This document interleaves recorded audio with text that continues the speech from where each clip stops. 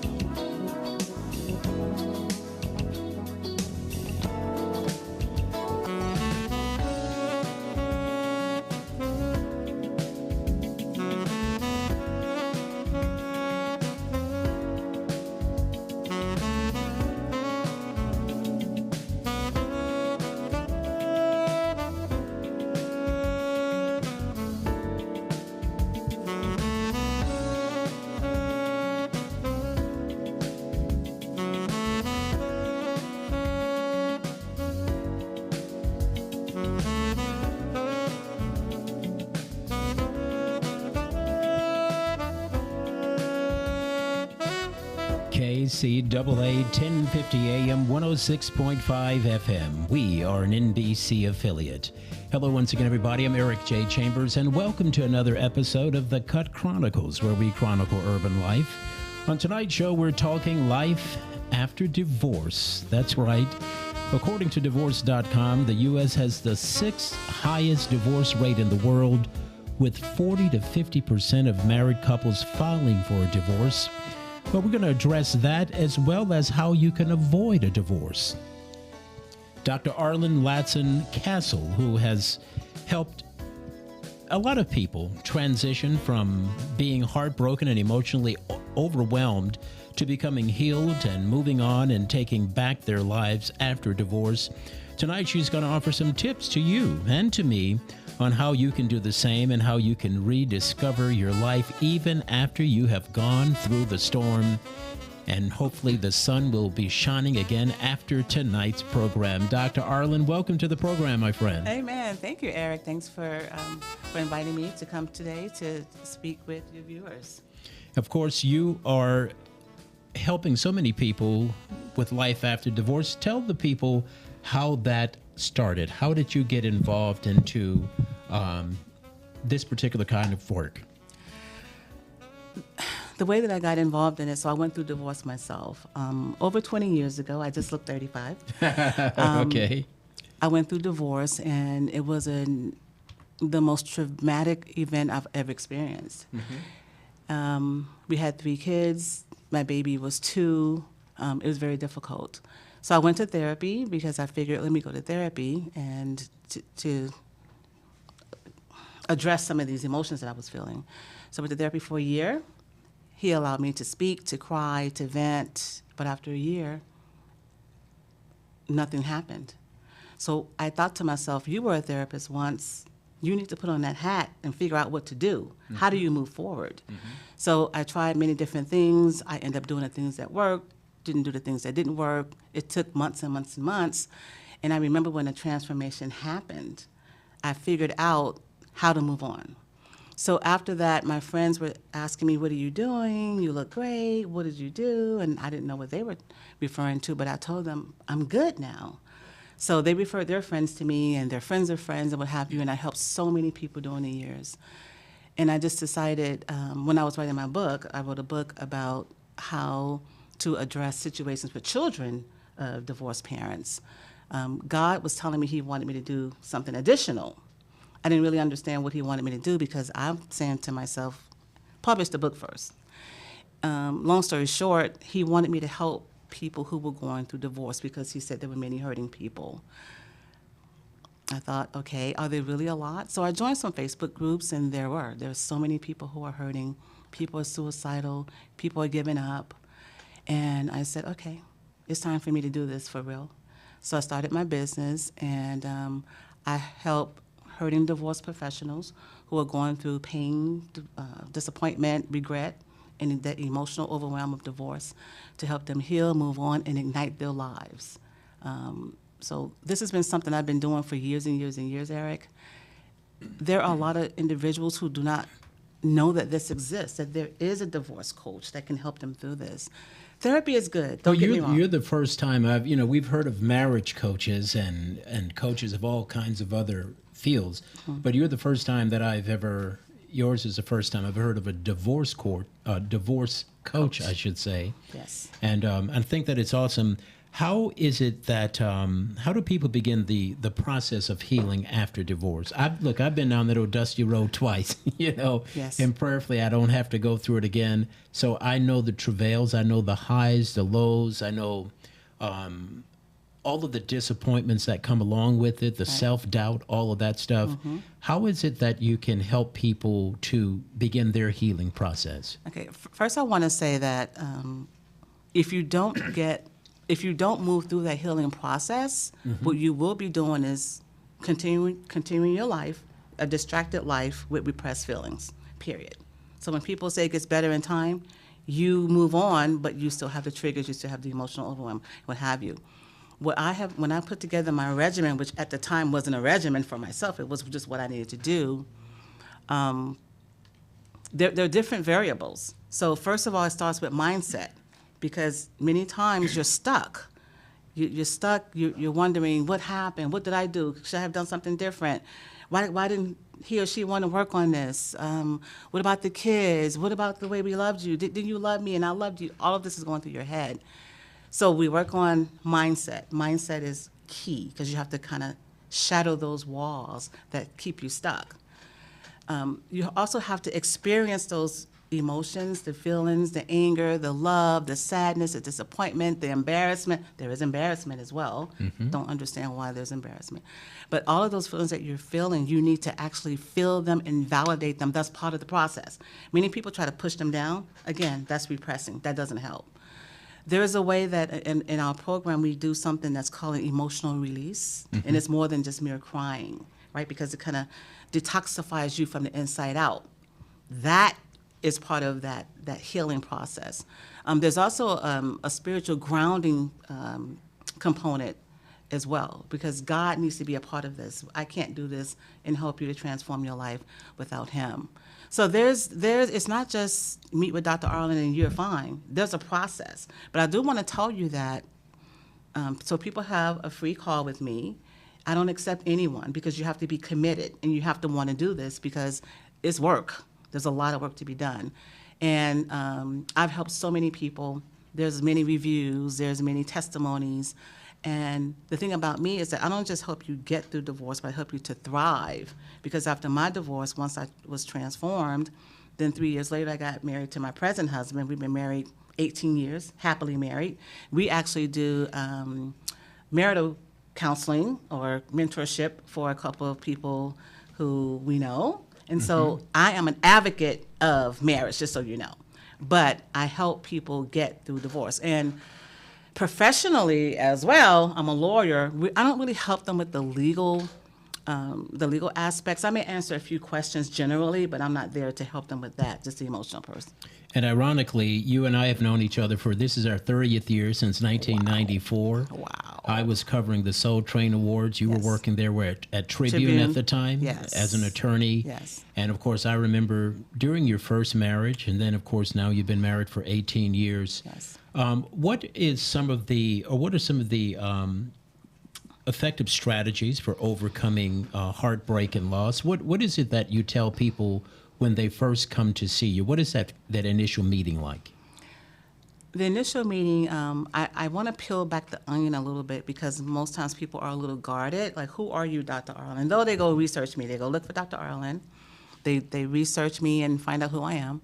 And they ask, I want to know who they are.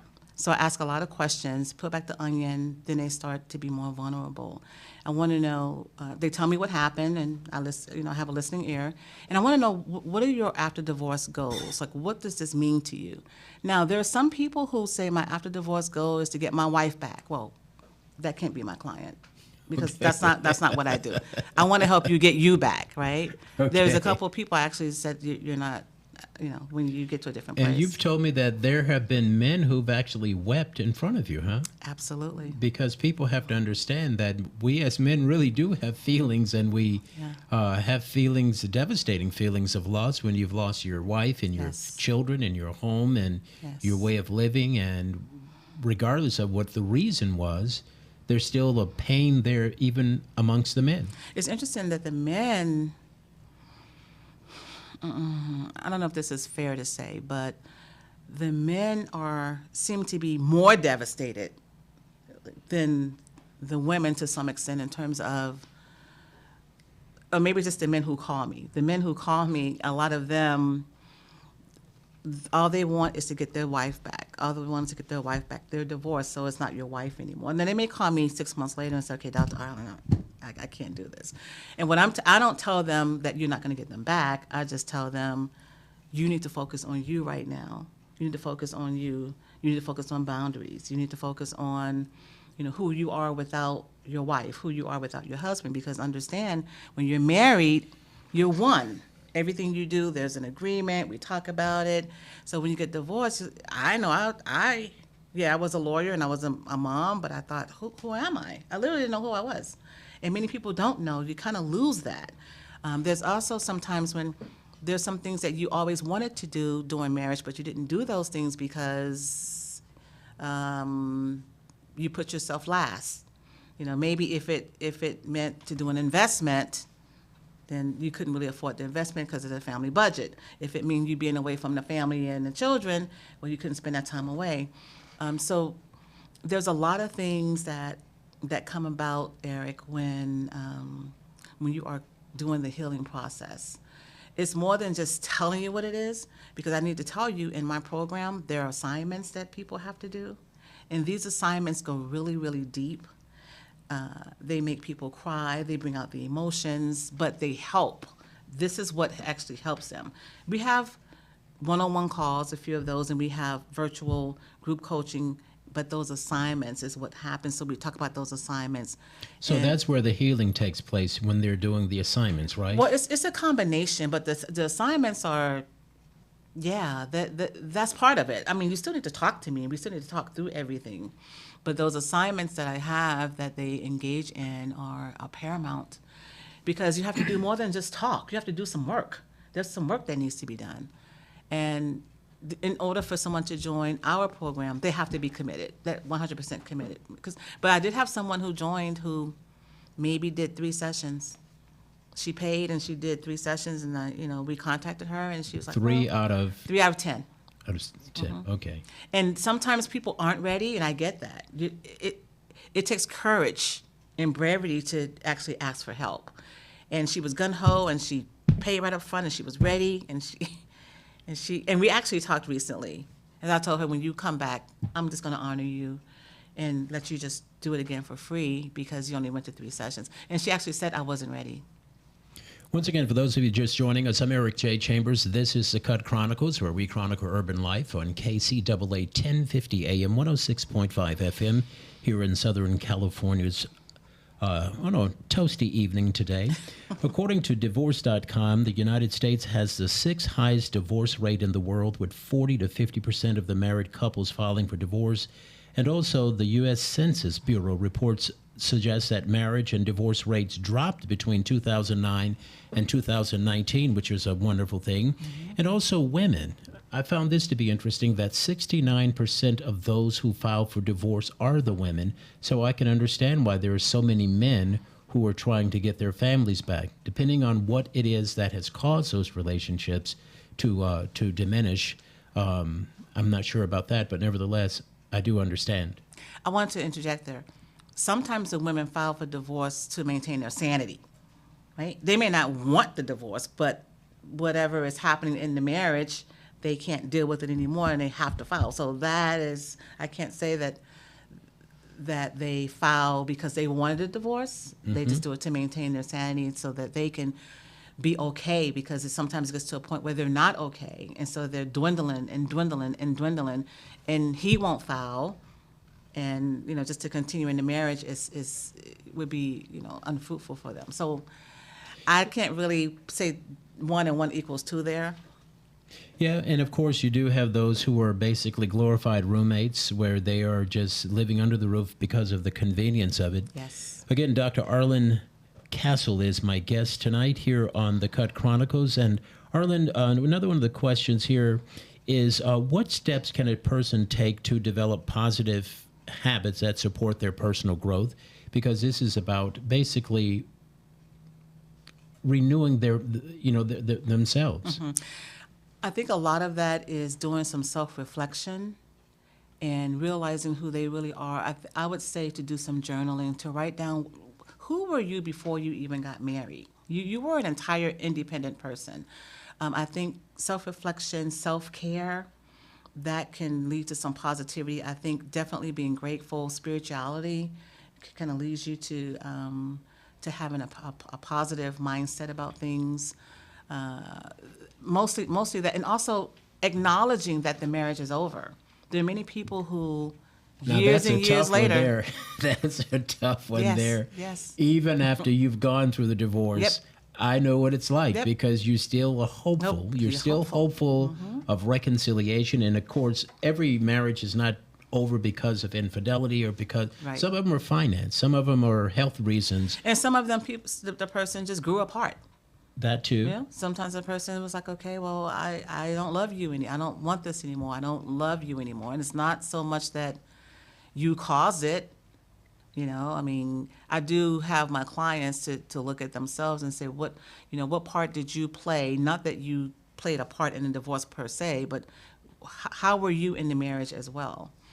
Because it's not necessarily a one-way street with the marriage. So I want to also look at that as well.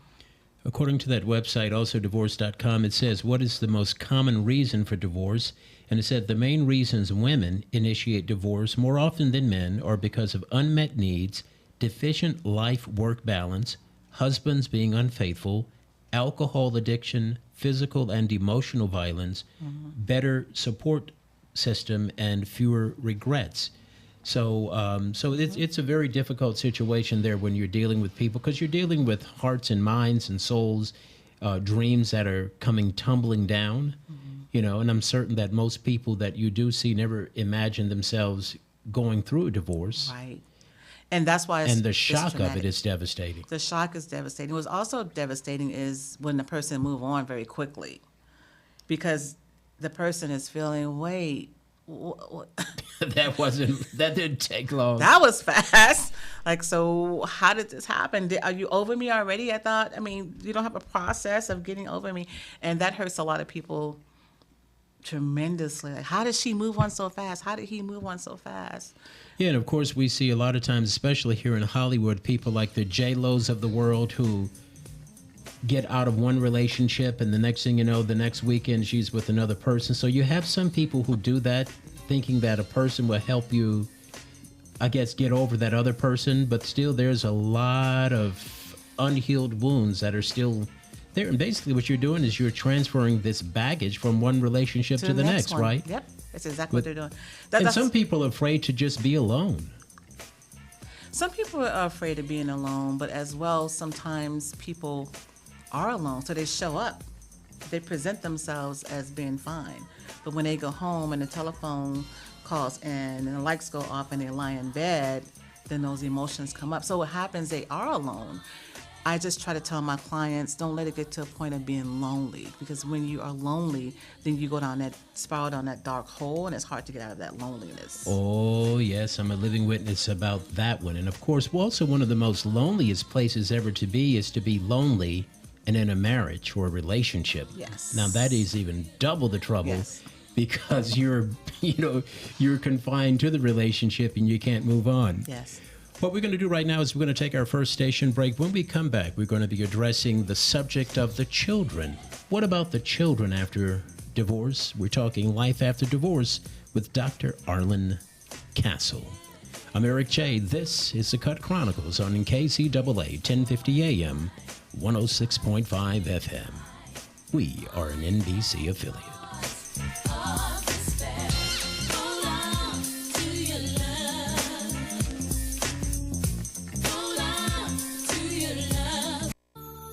Have Have you considered interviewing a parent or grandparent to preserve their history but don't know where to start or what questions to ask? If so, help has finally come. Dr. Eric J. Chambers presents Mama, I Want to Know You and Daddy, I Want to Know You, 2 books that will prompt you with over 200 questions that will help you record those sacred stories for the ages. Questions like, who were your grandparents? What were their occupations? Where were they born? Describe your favorite childhood memories. What are your fondest memories at Easter, Christmas, Thanksgiving, and more? What was the proudest day of your life? How do you want to be remembered? What are your favorite scriptures, colors, and food?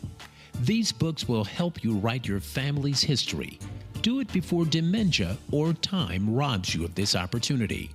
Order your copies today at whodatpublishinghouse.com. That's WHODAT publishinghouse.com. Your family is your legacy. Planning for a natural disaster will make sure you're all safe.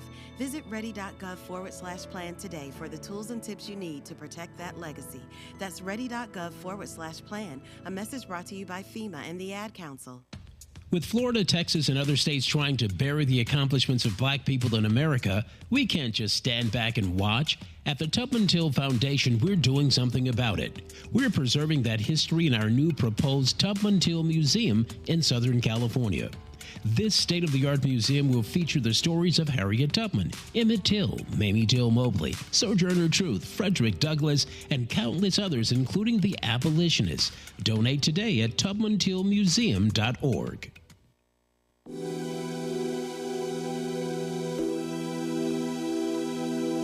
Honorable C Note. Metro!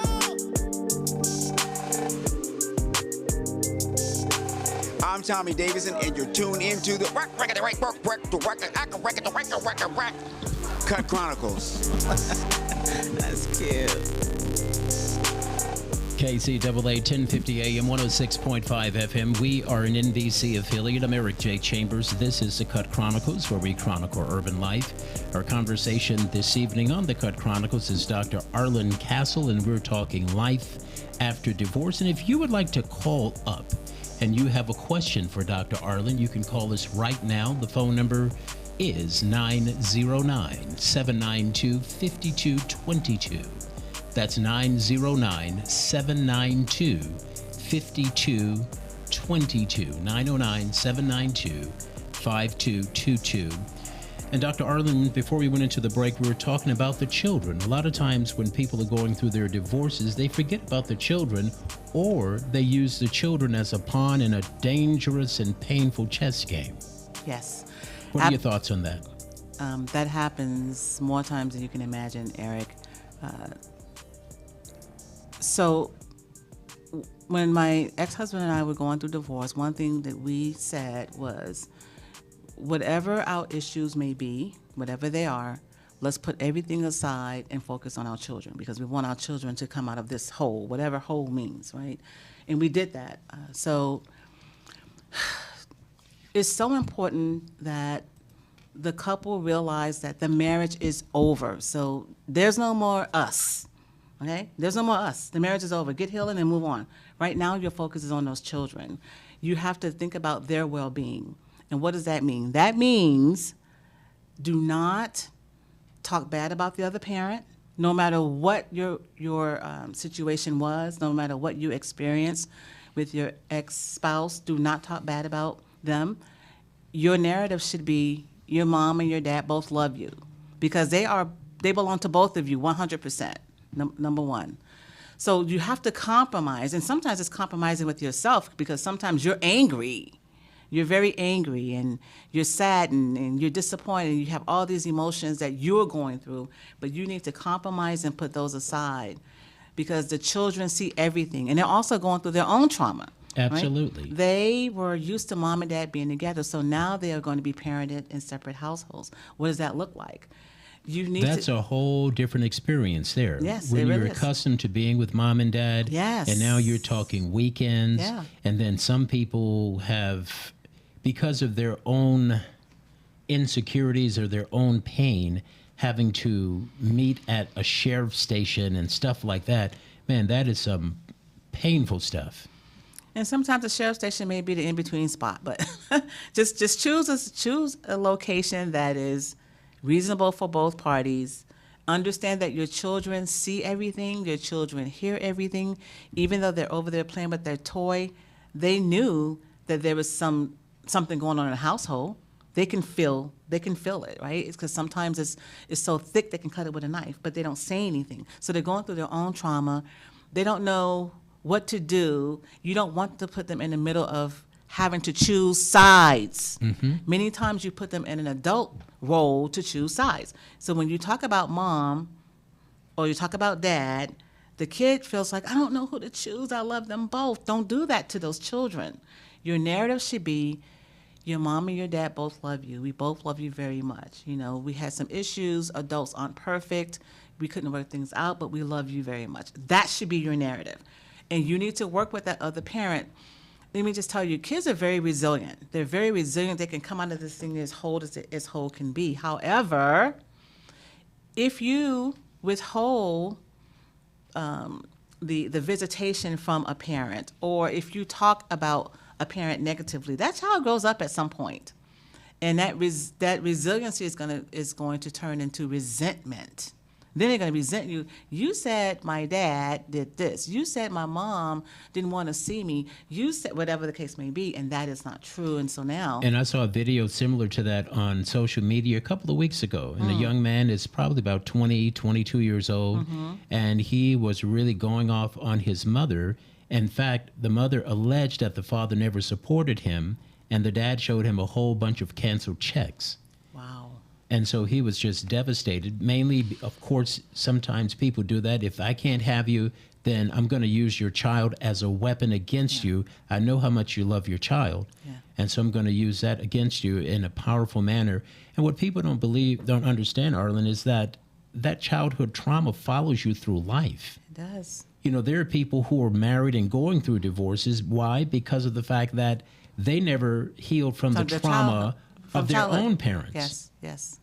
You know, so how does one heal from that? Because, you know, again, it could find itself in your own relationship. And then also I've known situations where the husband has been divorced by the wife, and one of the reasons is because of that childhood trauma. And so as a result, now the husband is paying for the sins of her father, or the sins of his mother or her mother, or what have you. So how do people get around that? How do they heal from that situation? I think that many people have childhood trauma, and it is so important to get therapy for that.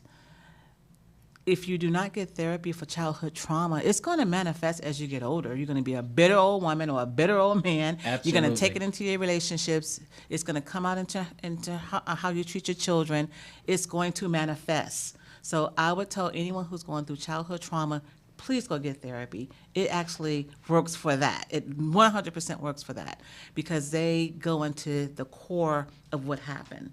Even sometimes you don't even realize you have childhood trauma until you look at your life and you wonder why am I going through the same vicious cycle over and over again? Like, what is going on? Can it be me? So when they do introspection and they go to therapy, a lot of times it's from childhood trauma. So any viewers out there, any listeners out there, if you have childhood trauma that you are aware of, please get some therapy and help yourself to help yourself, so that it will not affect your relationship, affect you, affect your children, and even your friend circle.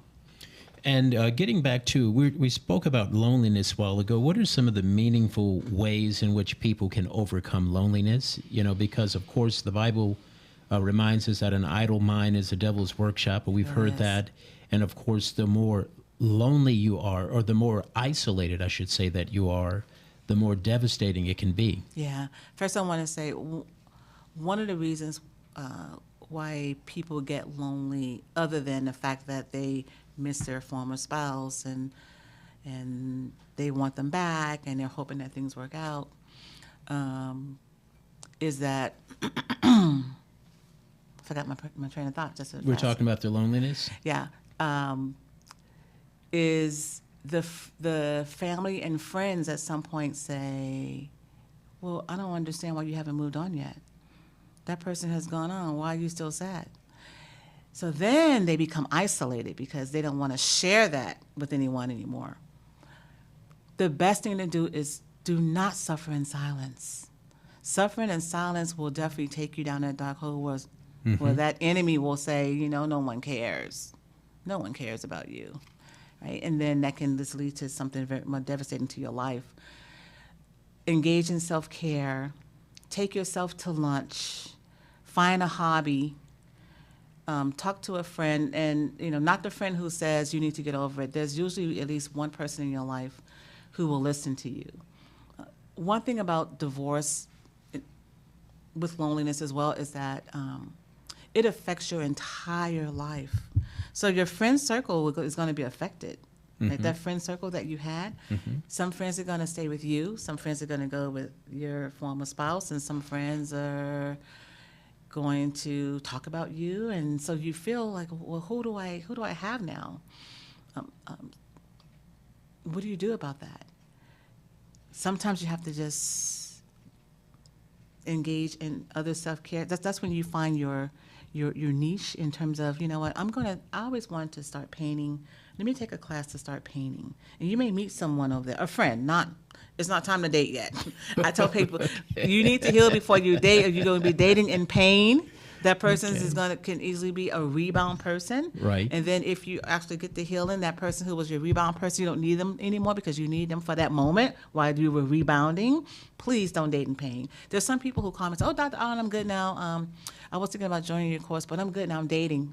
I'm like, okay. And live your life. I think people need to live their life, and you come to me when you think you need to come. But also, there's no specific timetable for the healing either, though. So healing is not linear, right? There is no timetable. But if you have the tools and strategies, right, the right tools and strategies, that healing can happen more sooner than later. Absolutely.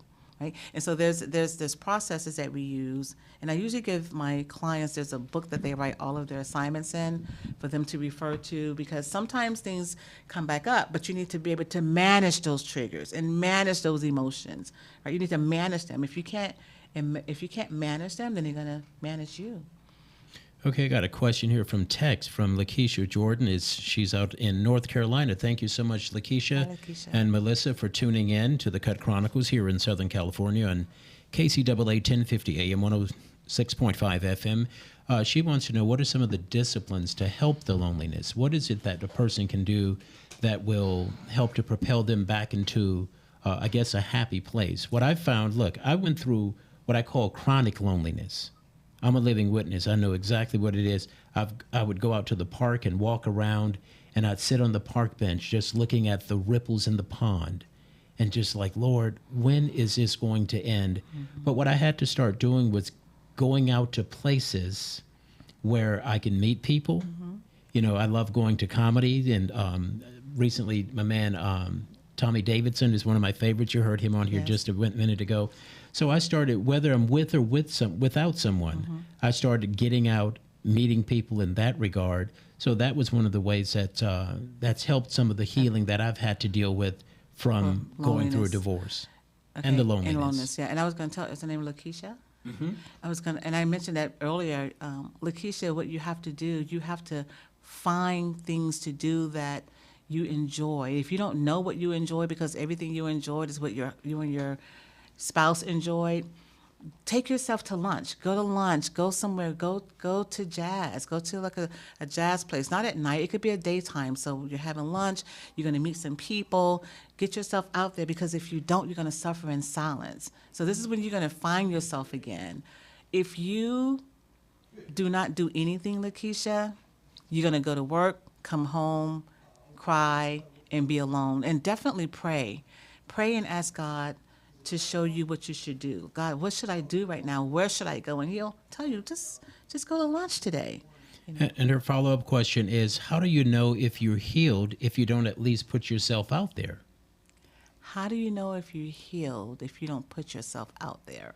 And I can understand that question because, once you've gone through the loneliness and the pain, there was this saying that I used to hear my mother say, sometimes it takes a person to help you get over a person.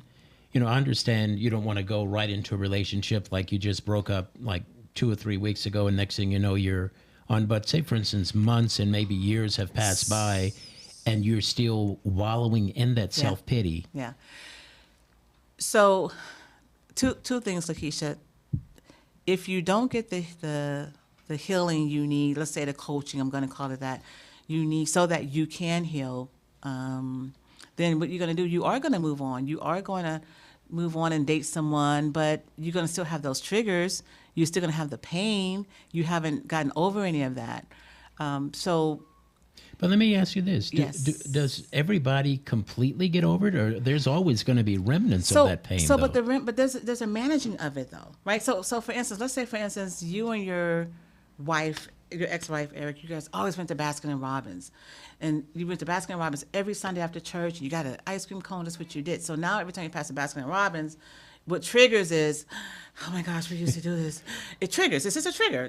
Everything can be a trigger. Okay? Or music. Certain songs. It can be certain songs. You heard your song. That was our song, right?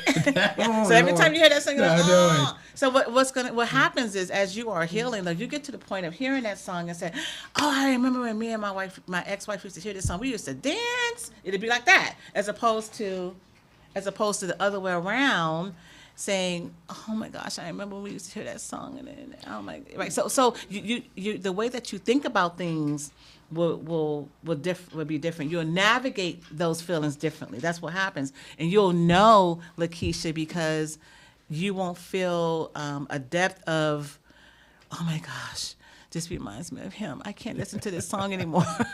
We've all been there. It's like, oh yeah, we used to listen. It'd be more. And you could be out on the date with Lakeisha or someone else. Absolutely. Sudden, I just posted that. I just posted like, that. Oh Lord, how am I going to deal with this one right now? I just posted something about that last week, about the triggers. You could be having a fabulous time with your date, Lakeisha. I'm just going to say, Lakeisha, I'm just going to use you right now. You can have a fabulous time with your date, and the good song is coming on. It feels good, and all of a sudden that one song come on that was your song by Kim. That was your song. Love calls. And you got so initially you were like, oh yeah, okay. And then you're like, you know what? I used to like this. I used to like this song. This is a song I listened to when I was my ex and I used to like this song. It'd be more like that. That's how you know.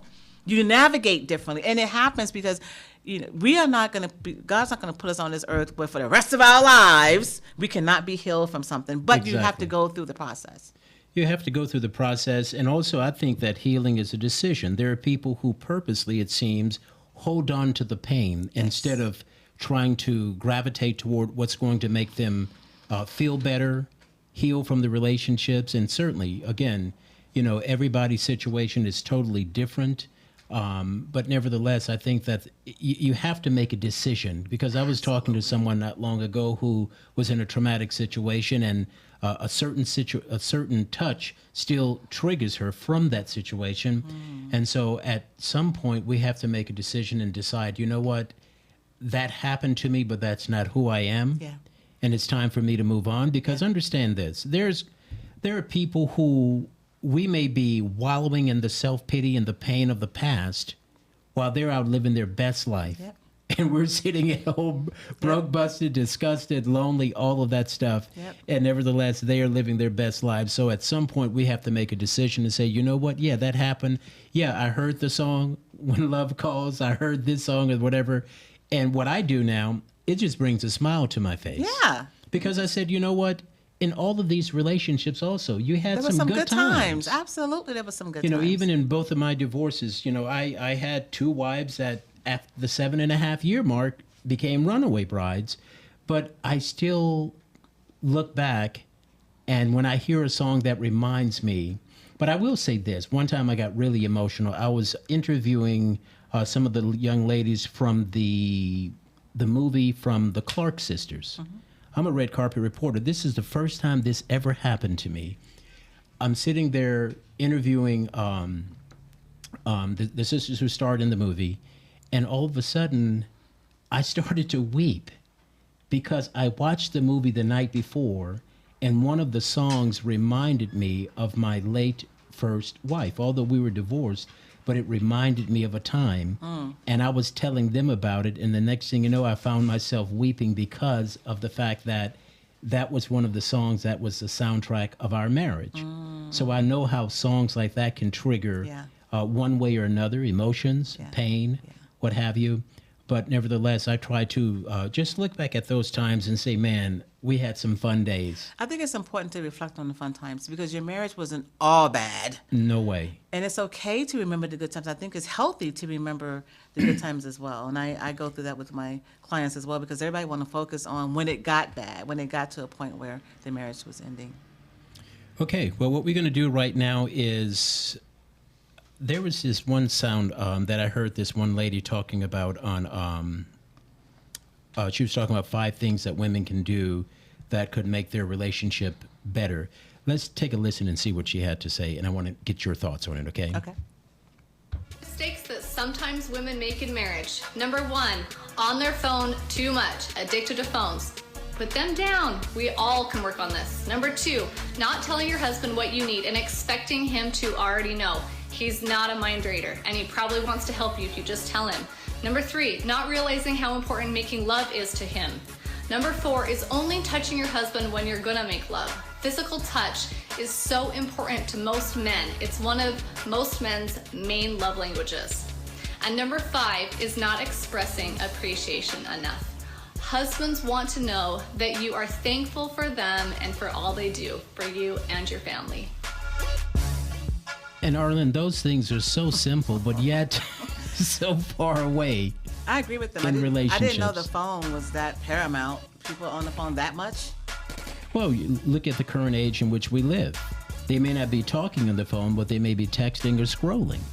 Now, all of a sudden, instead of you sitting there spending quality time with your husband or wife, you're on Facebook, liking other posts and stuff. So I can see how that can be an issue. Yeah.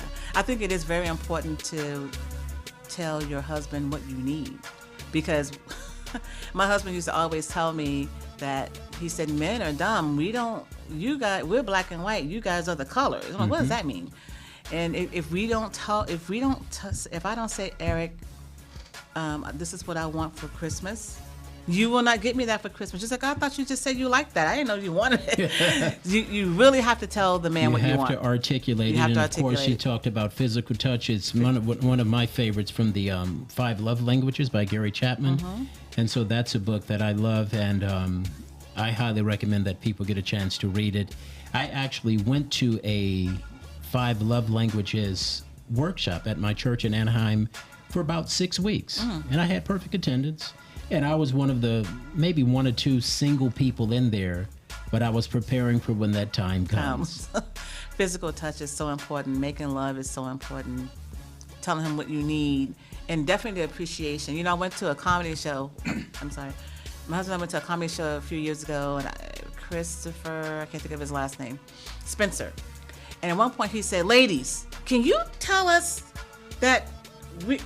something positive about ourselves? He said, so, because the women in the street tell us, but we want you to tell us. He said, for instance, I was at the computer, and my wife came up to me, and she said, you have a straight back. And I was walking like, oh, I got a straight back. My wife said, he said, so tell us something good. So she's right about that. Compliment and acknowledge. Awesome. What we're going to do is take one more quick station break, and when we come back, we're going to have more questions for Dr. Arlen. And if you want to call us, now is the time. The number is 909-792-5222. That's 909-792-5222. I'm Eric J. This is the Cut Chronicles on 1050 AM, 106.5 FM here in Southern Cal.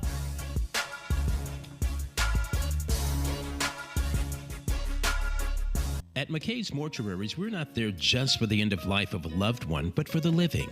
To show our appreciation to the community, we sponsored a trip to the African American Film Institute in Los Angeles to see an exhibit of black actors from 1922 until now. And we took senior citizens to Pala Casino for a day of fun. We want to be there in good times, not just in sorrow. When that time comes, remember our name, McKay's Mortuaries. For locations, visit mckaysmortuaries.com.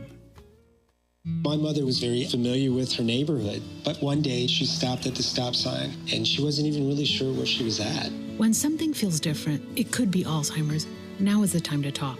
A message from the Alzheimer's Association and the Ad Council. With Florida, Texas, and other states trying to bury the accomplishments of black people in America, we can't just stand back and watch. At the Tubman Till Foundation, we're doing something about it. We're preserving that history in our new proposed Tubman Till Museum in Southern California. This state-of-the-art museum will feature the stories of Harriet Tubman, Emmett Till, Mamie Till Mobley, Sojourner Truth, Frederick Douglass, and countless others, including the abolitionists. Donate today at tubmantillmuseum.org. I'm Arsenio Hall. Hi, I'm Beyonce. I'm Kelly. Hello, I'm Michelle. And we're Destiny's Child. Hello there, darlings. It's your girl, Vivica A. Fox here. And you are tuned in to the Cut Chronicles. Enjoy. Well, we are enjoying ourselves, Viv. I'm Eric J. Chambers. This is the Cut Chronicles, where we chronicle urban life. Speaking with Dr. Arlen Ladson as she's talking strategies for life after divorce. And let's just quickly talk about your book here, Secrets and Principles of Effective Co-Parenting. Mom, Dad, what about me? That's a question that too many parents forget to ask, don't they? Yes. So I wanted to write a book about, because we did it well. I want to let people know, and this is also for people who are not divorced, who have children who are separated, but the children are used to them living together, what have you, that it is so important to focus on a child's well-being. So I published this book a couple of years ago, and so many people love it because they didn't know it's the most simplistic things you need to do to make sure that you're taking care of the child. There are certain things, though, that are more structured in terms of, you do need to have like some type of parenting plan so that you know when visitations are. It shouldn't be haphazard. It shouldn't, every other week. Who's going to cover health insurance? Both parents should be involved in health and safety. Who's going to cover the taxes? Maybe every other year. So that's things that needs to be actually structured. And other than that, it's about what you say to the child. It's really, sometimes the child may say, "I want to see my dad." Mom, don't feel some type of way. Call dad for the child, right? It's okay. Some parents may feel that. And what happens when dad is now dating someone else? So that even intensifies the situation, or mom. Well, at some point we know that life is going to go on. Absolutely. So we are no longer married. So he is going to at some point date someone, and I am at some point going to date someone. So now dad is dating someone, and the child says, "I want to talk to my dad," and it's not the dad's visitation time or what have you. So it's not about who he's dating. All you care about is the child and their father or their mother. Now, when the relationship gets even more serious, you do want the girlfriend or boyfriend or whatever that may be to just be, to take care of the child, to respect the child, to treat the child, in a great manner. That what you want, but that's for the ex-husband or ex-wife to ensure, right? You don't get into the household and say, how are you treating my child? You don't do that. So whether that ex is with a significant other or not, that matters not. That has nothing to do with you. You call. But unfortunately, too many times it becomes personal because. But it should not, though. You're absolutely right. I know what happens, which is why I wrote this book, because I want people to know you can't do that. This is affecting the children. Right? He is no longer with you. You're no longer with him. You get some healing and move on, and let this child have their parent. Let them eat both ways. Sometimes there's a parent who decides, I'm not going to do anything anymore. That could be because they don't want to do anything anymore, or maybe the parent is being too difficult, both of which are horrible for that child. Okay, we're talking life after divorce. Dr. Arlen, for those who are listening and they're in a relationship and they haven't gone through a divorce, or they're about to get married or whatever, let's talk about that for a minute, on how we can avoid having to come to see you, by having a fruitful relationship, because you've done it now for 18 years. What has been the key for you and your husband to be able to survive for 18 years, still love each other, and basically hit the reset button and pick up the pieces and move on to a fruitful life? This is going to sound passe, but communication is key. But people don't communicate; they think they do. Communication basically means asking questions. Communication is key. Having fun, and continue to date. We still date. We still date. We still go out on dates, and that keeps it fresh. And when you date, don't talk about whatever issues you may have, bills or whatever's going on in your life, if it's negative. But talk about you date, you're sitting in front of your husband or wife, whether you go to a jazz place, you go to dinner, right? But it's just the two of you, and that's very special. So when we were dating, my husband said, "I'm going to always court you," and I was thinking to myself, "What does that mean? Aren't we engaged?" And it actually works. Well, that's awesome. And the courting is a beautiful thing when it's with the right person. Yes. And I think that we just have to remember what it is or what it was that inspired us to fall in love with that person, and then go back and revisit that. Mm-hmm.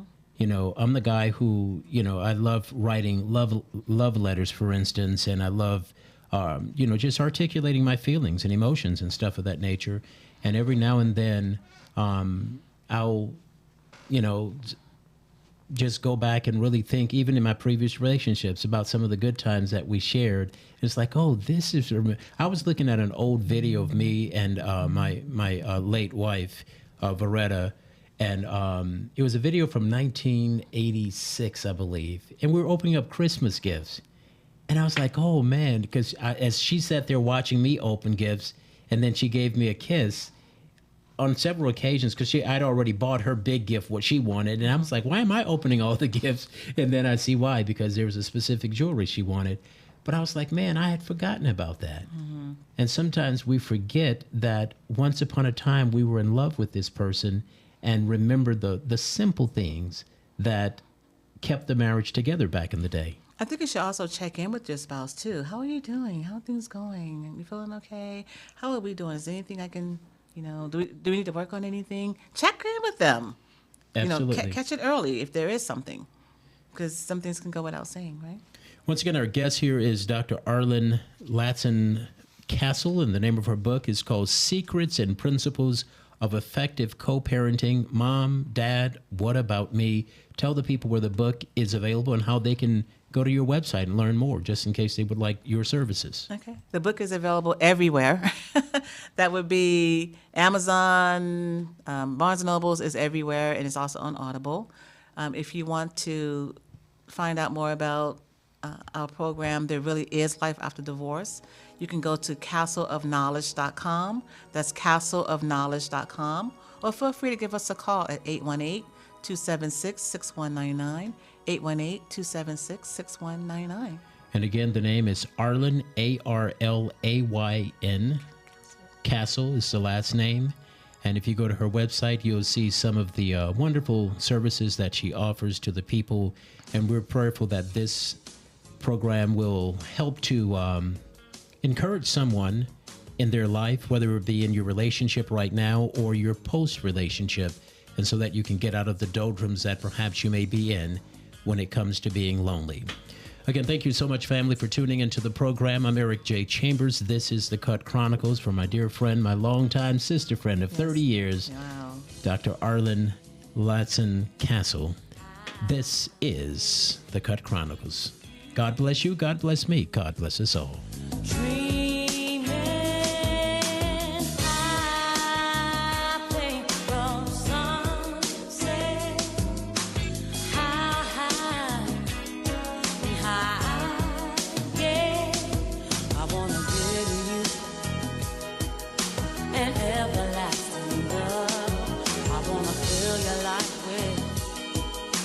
Satisfying love.